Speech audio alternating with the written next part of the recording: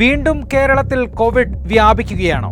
കേരളത്തിൽ മെയ് മാസത്തിൽ റിപ്പോർട്ട് ചെയ്തത് 182 കോവിഡ് കേസുകളാണ്.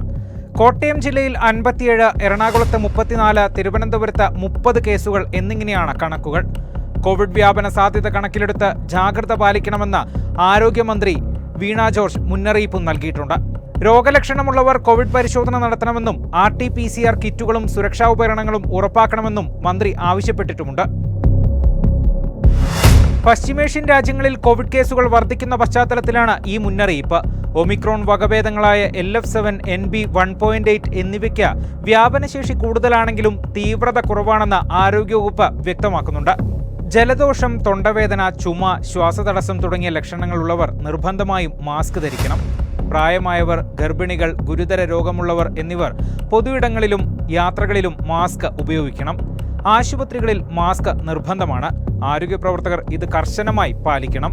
അനാവശ്യ ആശുപത്രി സന്ദർശനങ്ങൾ ഒഴിവാക്കണം. ഇടയ്ക്കിടെ സോപ്പ് ഉപയോഗിച്ച കൈകൾ കഴുകണം. കോവിഡ് വ്യാപനം തടയാൻ സ്വയം പ്രതിരോധം ശക്തിപ്പെടുത്തണം. ജാഗ്രത പാലിക്കണം. ഭയമല്ല, ജാഗ്രതയാണ് വേണ്ടത്. കൂടുതൽ വാർത്തകൾക്കും വിശേഷങ്ങൾക്കുമായി Wayanad vision Facebook page follow ചെയ്യുക. യൂട്യൂബ് ചാനൽ സബ്സ്ക്രൈബ് ചെയ്യുക.